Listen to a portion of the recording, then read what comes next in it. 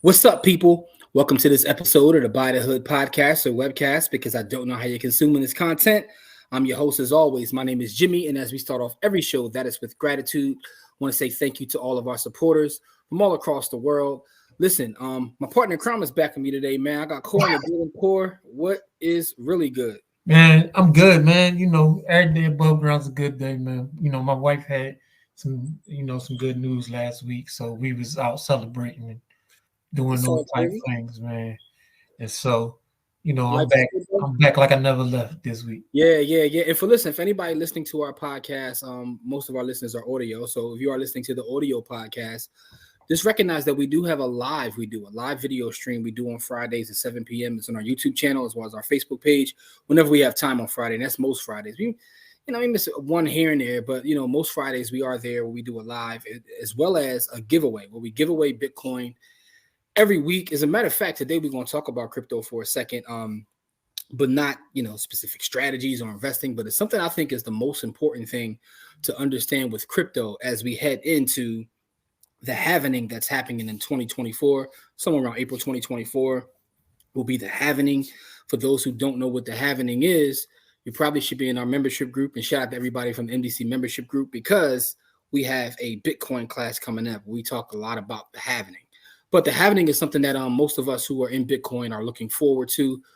Everybody knows I don't care about any other cryptocurrency. I'm Bitcoin. In fact, I don't even think Bitcoin's a cryptocurrency, but we're not going down that rabbit hole right now.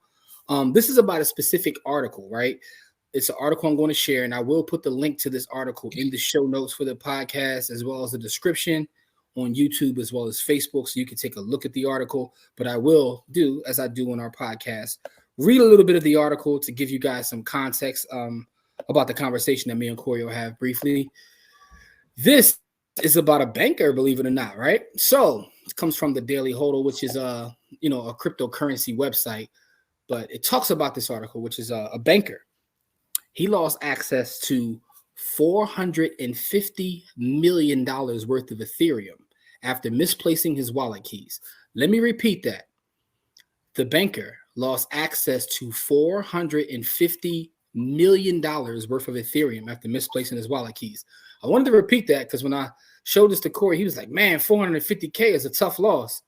I said, bro, that does not say 450K. You missed the comma there. And he was like, whoa.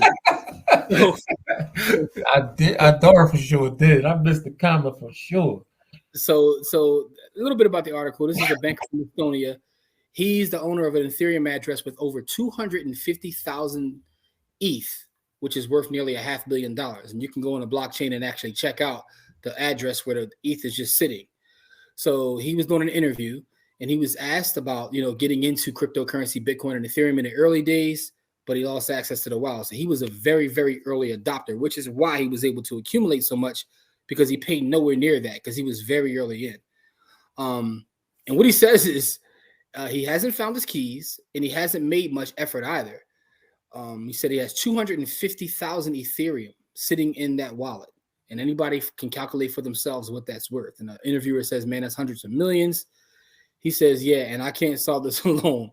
So he's out there looking for people to try to help him figure this out. But one thing that he says, is one of the dangers of handling your own keys and seed phrases. He thought that was one of the weak points of the entire thing of cryptocurrency. Now, I'm going to talk about that in a second. So, he said it's perfect decentralization. It says perfect decentralization, but it has other risks, right? So people very commonly lose passwords. He said, I want to renew my ID card passwords today. If it were crypto, I'd be in a big crisis again. But, he's able to get other passwords recovered. So you could actually, it says it right here, though, based on the address, people were able to identify his Etherscan. And Etherscan is where you can go on the blockchain and see what's in whatever wallet. And they said it's the fourth biggest holding of Ethereum. Excluding exchanges. So excluding exchanges, the Ethereum Foundation and a wrapped Ether address. So he has one of the biggest wallets that he can't get access to any of it. So I know some of our listeners aren't crypto people, so they have no idea what any of this means. So let me try to, break it down briefly. All right. So, but for the folks that are into cryptocurrency, like, pardon me as I, because I'm not going to go too deep, but when you take control of your cryptocurrency, you are giving keys that you are in control of. So one of the things that people like about the idea of cryptocurrency is controlling your own value, right? Imagine being able to have whatever net worth you have in somewhere that you control, that no one can attach or take from you, right? That's what crypto allows. That's a good part. But the other part is you are now responsible for the security of your cryptocurrency. There's no bank or no place that you could pick up the phone and call and say, yo, I forgot my password. So a lot of times these keys are, based on 12 or 24 words, depending upon how you set it up. You can set it up a number of ways. We're not going too deep into that, but I do think that security is paramount as we move into 2024, because here's what's going to happen. You're going to have a lot of people who are going to be trying to take whatever it is you have, if you do in fact have cryptocurrency, right? Because this is where the scammers come back. So the market we went in the little bear market. Everybody kind of fell back. Things heat up a little bit as we get ready to go into 2024. But what's going to happen is scammers going to scam. Like, Atlanta is still Atlanta. Folks are going to come forward. Shout out to everybody in Atlanta. No disrespect, but y'all scam heavy. Y'all scam heavy. Yo, shout out to my folks from the Cookout. A lot of my Black finance folks, and we had a debate about who's the biggest scam in cities, and I think Atlanta came in number one. We got DC up there, Philly is up there too, and we from Philly, so we be scamming out here too. But it's a lot of scammers are everywhere. Detroit scammers heavy. Anyway, with all that being said, folks will try to get access to your value, so you have to be careful. Now, this is Ethereum, right? But you can go right on the address, and I will share the link to this article so you can actually do that if you'd like to do that, to see just how much Ethereum dude has just sitting there. But this is a crazy story. It's not the first story we've heard like that, but I think this might be one of the biggest in terms of value. People lose their keys every day, B. Corey, what are your thoughts, bro? Kind of quiet. What's your thoughts? I don't know, man. Like, I mean, I ain't gonna lie, man. I probably got about $20,000 or $30,000 out there that I don't have. Like, I was one of the original people that got on these exchanges, and then especially Binance, when Binance first got open, I bought about $50 of every coin that Binance had on the damn thing. And then Binance changed the joint where you were supposed to take all your money off there and move it, and I didn't move none of that. I moved all mine. I got all mine off. So you ain't got to tell me twice. Yeah, they talking about Binance, which at one point was the biggest exchange. They told everyone that they were moving to Binance US, because originally we set up accounts with the regular Binance, but because of regulatory issues, they created a US Binance subsidiary. They told everybody, get your stuff off of the main exchange and move it. But I was one of these people that didn't leave stuff on exchanges anyway. So in the early days of crypto, I didn't know I wasn't supposed to leave my stuff on the exchange. Listen, so, it's part of the education, right? Yeah. So this was in 2017.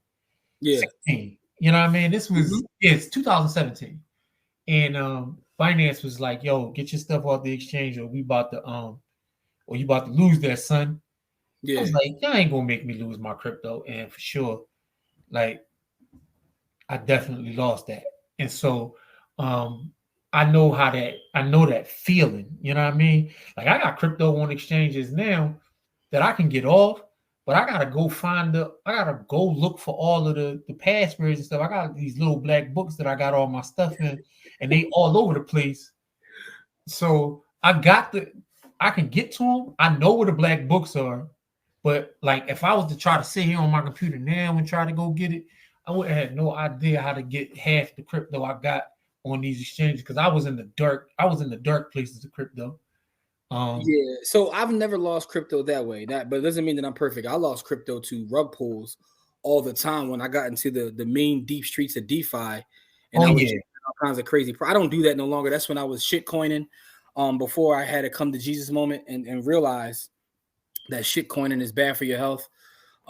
So for the last several years, I just been Bitcoin only. But it didn't mean that I didn't have my point of shit coinery. Me, you, and our brother Jay, shout out our brother Jay Johnson. Man, we spent a lot of time in the darkest, in the deepest, darkest corners of crypto that you could possibly go. Try to get 6,000% return. Per day. Yeah, per day. You live and you learn. Wilding, bro. Yeah, you live and you learn. You get caught in enough rug pulls and you keep studying. One of the main things I tell people all the time when they ask me about crypto specifically, they say, well, what should I be doing? And my number one thing is, before I even say buy Bitcoin, is study. Yeah. Because the great thing about getting into Bitcoin, like specifically, is it changes your viewpoint pretty much on everything. You look at things with a longer time preference. And I've talked about the Bitcoin rabbit hole several times on the podcast, so I'm not going to go down that. There's a couple things I want to mention, though. You know, always talking about books. If you want to talk about like taking security to the extreme, there's a book out there. I'm trying to think of the author's name. His name is Ben Mesrich or something like that. But the book is called Bitcoin Billionaires. You can find the book by looking up Bitcoin Billionaires. The author's first name is Ben. I think his last name is like Mesrich or something.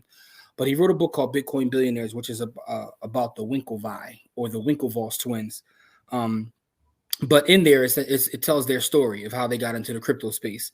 But when you hear what they did on the security front, is the most egregious thing ever. To kind of rob them of their crypto, you have to pretty much go on a like Ocean's 11 type adventure to do so. That's literally the only way, right? But that's the extreme. But what I'm saying is, it doesn't have to go to the extreme, but there are best practices that you can follow. Rule number uno: never let no. All right, my fault. Rule number one is this.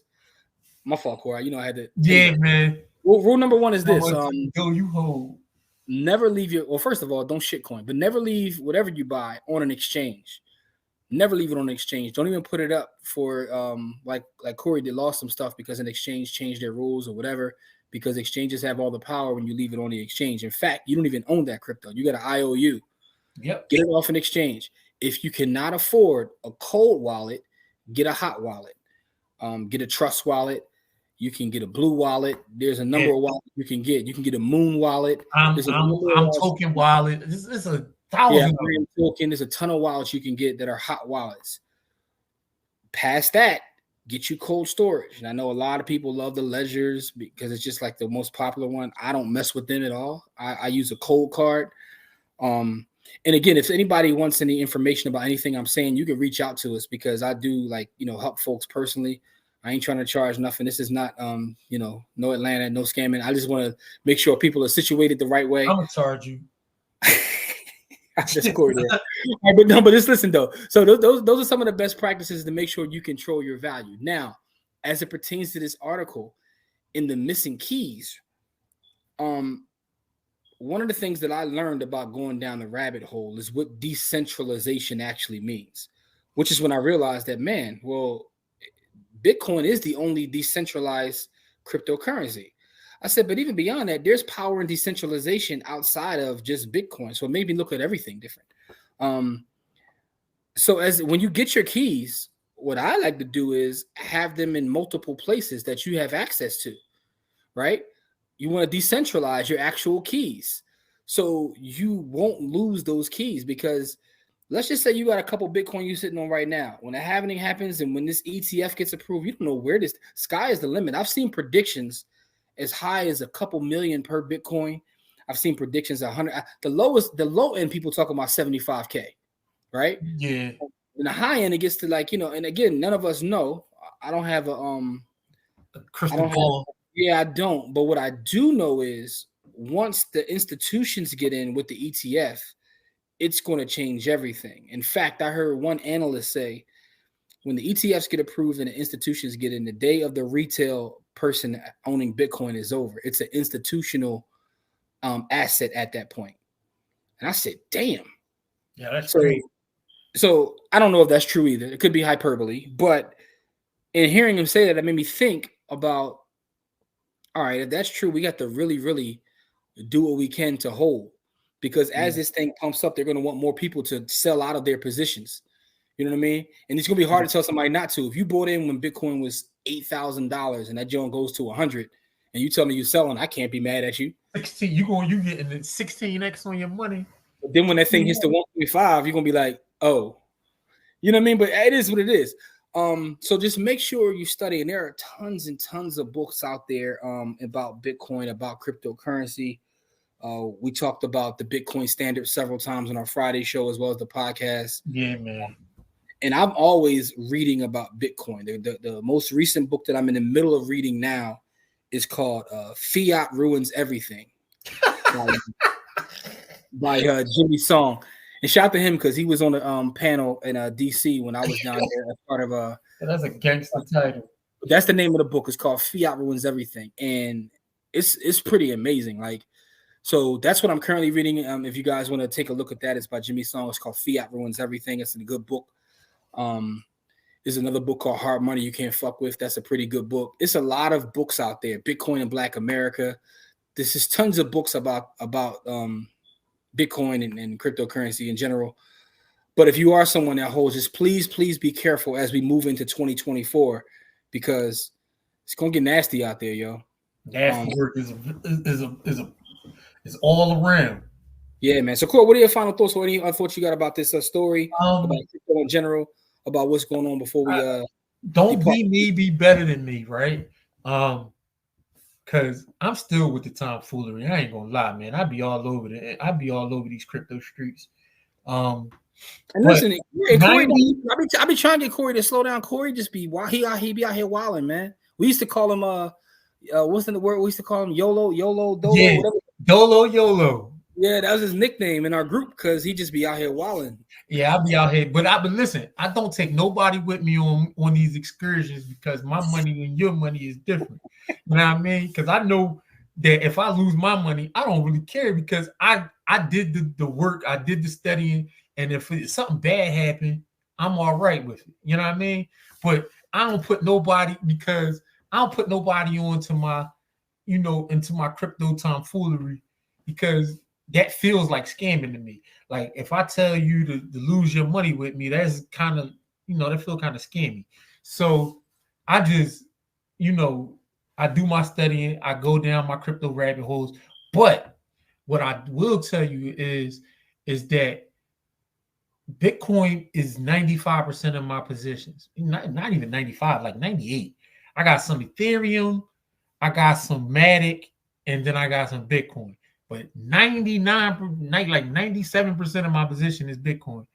And then I got some like 0.2% of my position is the tomfoolery. So I'm not really playing with a lot of money when I play with these Jones, $75-$100 here and there, like, cheesesteak date, you know what I mean? Like money, nothing crazy. But in my personal, I have 100% Bitcoin. The only exposure to Ethereum that I do have is through our investment club. Yeah, our investment club does own several Ethereum. So but that's me being part of the club. But as an individual, 100% Bitcoin. Like literally, like I'm part of the what they call the 13%. Like we just Bitcoiners, like nothing else.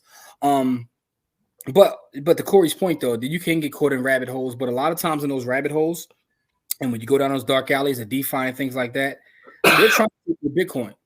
Oh yeah, they'll try to make you trade your Bitcoin for these BS coins.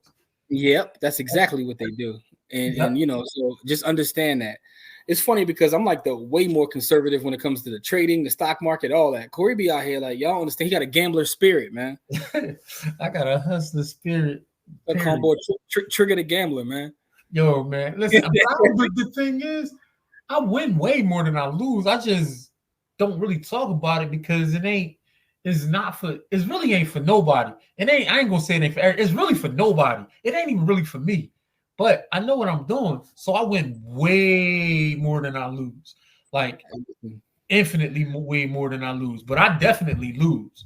I be taking some hard L's. Like, see, but here's the math, right? So for me, everything is about data and math. So even when you have that roller coaster of the wins and losses, when you actually back test it and look at going through this, if you just buy Bitcoin, I would probably make more money. That's exactly what I was going to do. Sometimes when you do the math, and it's not just with this, it's with a lot of things in life.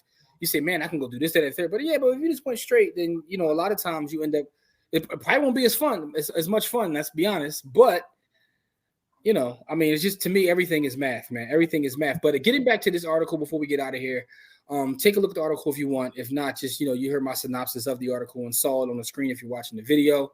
If you listen to the audio, you also heard the synopsis. You just didn't get a chance to see it.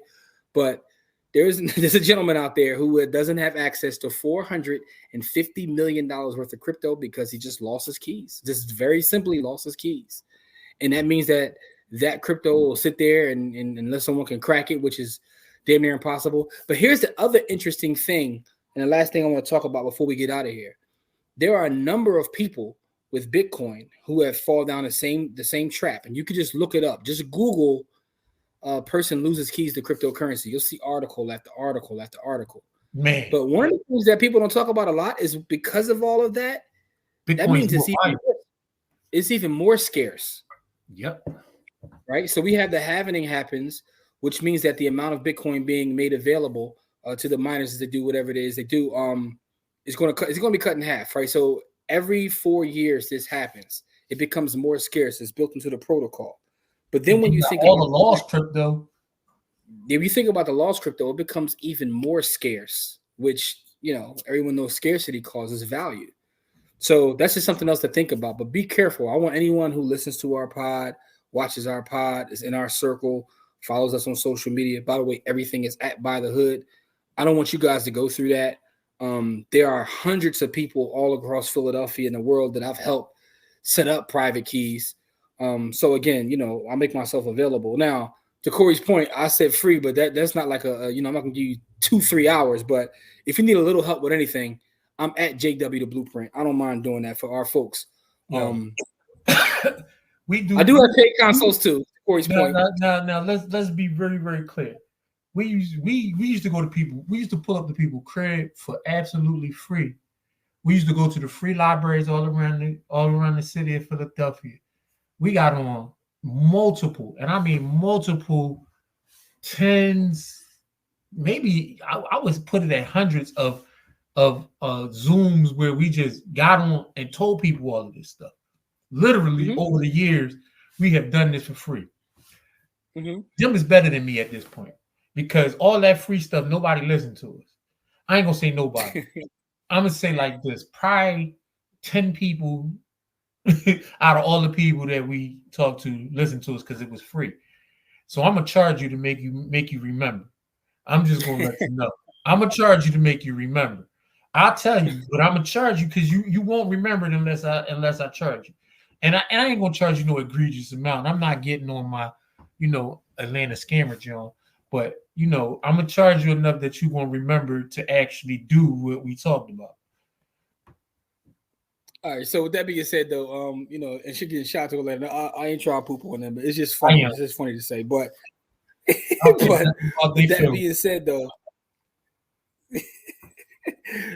with that being said, though, reach out if you do need help at JW the Blueprint, JW the Blueprint at Gmail, By the Hood LLC at Gmail. That's also another Gmail for the company.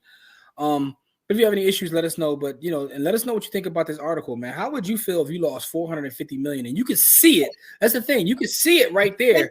But you literally just can't touch it, yo. It's how would that make you feel? So give us some feedback. I don't know if I can do. Give us some feedback about how you feel. I don't know if I can do anything else to get that money off of that joint. Yeah, I mean that might become your life. It is what it is. But anyway, man, give us some feedback about how you feel about that. What would you do? Let us know. Are you invested in crypto? Do you leave crypto alone completely? Like, what is your position on crypto going into 2024? Because 2024 is going to be an interesting year for the asset class. Anyway, man, appreciate you, good brother. We will be back next Wednesday. With another pod. We will be on Friday doing our live, and we'll be on social media during the course of the week. So reach out to us if you got any comments, questions, concerns about anything we said or anything that we're doing. We appreciate all the support as always. Please stay safe out there. We love y'all. But as we always say, it's not about how much money you make. It's about how much you keep. Game elevates. See you guys in our next episode.